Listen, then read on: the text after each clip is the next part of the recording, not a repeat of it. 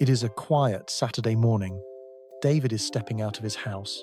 He isn't leaving for a week-long vacation, nor is he heading to a grueling 8-hour shift at the office. He is simply walking to the corner store to buy a carton of milk and fetch the morning paper.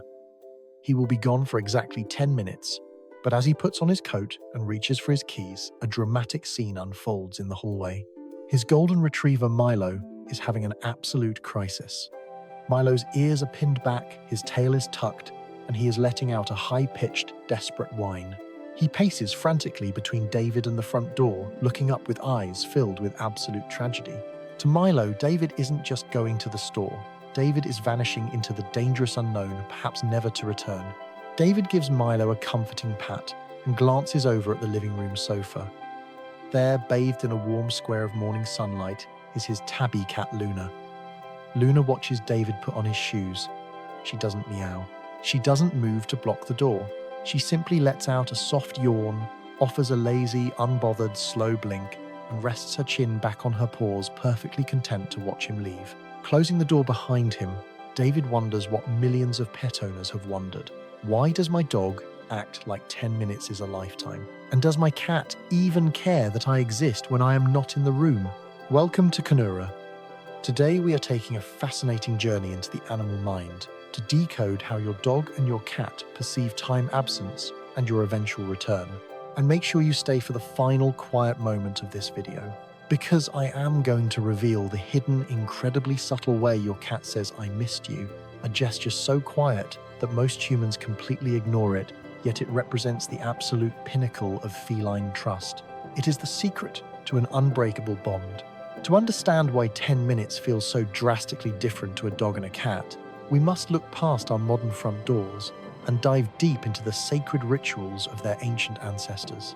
Survival in the wild is entirely dependent on how an animal handles separation. Let's begin with the dog. Deep within your dog's DNA is the ancient, unbreakable code of the wolf. In the harsh, freezing wilderness, the wolf pack is the ultimate survival machine. They hunt together, they sleep together, and they protect one another. In this brutal environment, separation is a death sentence. If a wolf is separated from the pack, they lose their source of food, their warmth, and their defense against larger predators.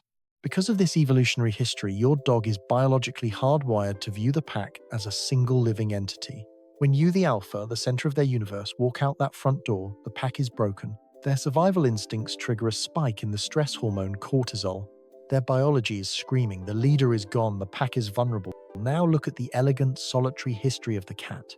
The ancestors of our domestic cats, the African wildcats, survived by fiercely claiming and guarding a specific solitary territory. They did not have a pack to rely on. Their survival depended entirely on knowing every inch of their environment, every hiding spot, every escape route, every elevated vantage point. When you leave the house, a cat's ancient instincts do not trigger panic. Instead, they trigger a profound shift in responsibility. You, the big cat roommate, have left the territory. That means the cat is now the sole guardian of the sanctuary. They don't view your departure as a broken pack. They view it as a temporary transfer of territorial control. They remain calm because panicking in the wild wastes precious energy. They simply settle in to hold the fort until you return. Let's explore how these different survival instincts translate into their behavior during those 10 minutes you are gone. Point 1. The concept of time. The endless wait versus the rhythm of the Sunday. Human beings understand time as a linear concept. We have clocks. We know it will only take 10 minutes to buy milk. But dogs do not possess episodic memory in the same way we do. They don't mentally project themselves into the future. They live intensely in the present moment. For a dog, there are only two states of existence. You are here and you are gone. Because they cannot rationalize that you will be back in 10 minutes, the moment the door clicks shut, the eternity of your absence begins.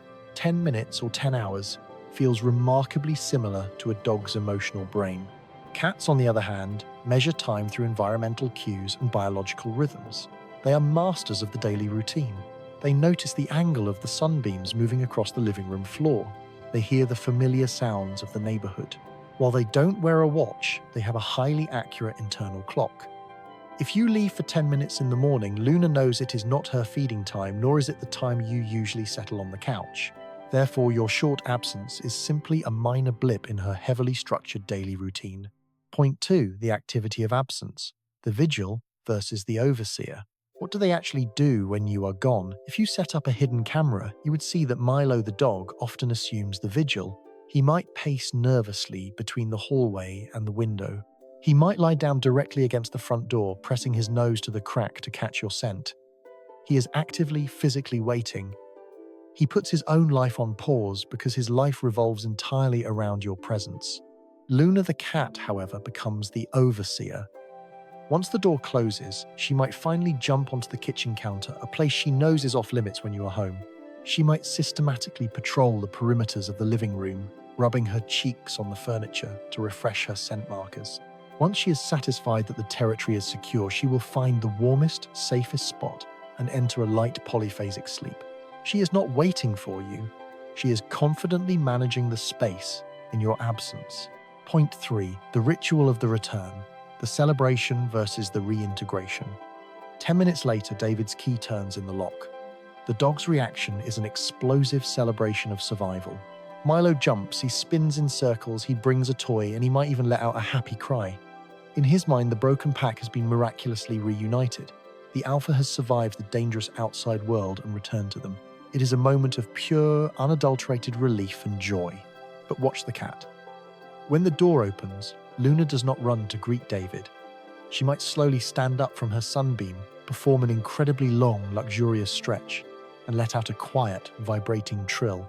She might walk past David entirely, choosing instead to rub her flank against the leg of the coffee table. To the untrained eye, she seems aloof. But in cat language, this is a deeply respectful reintegration. By stretching and showing her belly, she is showing she feels completely safe with your return. By rubbing the furniture, she is intertwining her scent with yours, accepting you back into the shared territory. And this brings us to the ultimate truth about the quiet, unseen emotions of our pets. As humans, we are heavily biased toward the dog's reaction. We love the explosive greeting at the door. We love feeling like we are the absolute center of someone's universe. When Milo the dog cries with joy after just 10 minutes apart, it heals our human insecurities. It makes us feel vital, important, and profoundly loved. Their frantic greeting is a beautiful, heroic display of loyalty. But there is a different, much deeper kind of magic in the quiet moments of a cat's greeting. We often mistake a cat's calmness for a lack of love. But think about what Luna's calmness truly means. When David leaves, Luna does not panic. She does not cry at the door. She does not tear up the sofa in distress. She simply goes to sleep in the sun. She does this because she possesses something incredibly rare and beautiful: absolute trust. She trusts that the home you provided for her is safe. But more importantly, she trusts you. She knows, deep within her wild feline heart, that you will always come back to her. The dog greets you frantically because they were terrified you were gone forever. The cat greets you quietly because they never doubted your return. One love is built on an intense, beautiful dependency. The other love is built on a quiet, unshakable confidence. Both are miracles. Both are the foundation of an unbreakable bond. Whether you are greeted by an explosion of tail wags or a quiet, sleepy stretch from the sofa, you are incredibly lucky to be loved by these animals. They turn our ordinary houses into true homes. So I turn to you, the beautiful Canura community. What happens at your front door when you return from a short trip? Are you instantly swarmed by the loud, joyous celebration of Team Dog demanding pets and holding toys? Or do you receive the subtle, quiet honor of a slow blink and a gentle stretch from Team Cat, welcoming you back to their territory? Please share your homecoming stories in the comments below. I read every single one, and seeing how your pets love you brings so much warmth to this channel. If this deep dive helped you appreciate the quiet, hidden languages of your furry family members, please gently tap that like button and subscribe to Canura. We are building a peaceful sanctuary here to explore the emotional depths of the animals we share our lives with. Until next time, cherish the greetings you receive, loud or quiet, because to them, your return is the best part of their day.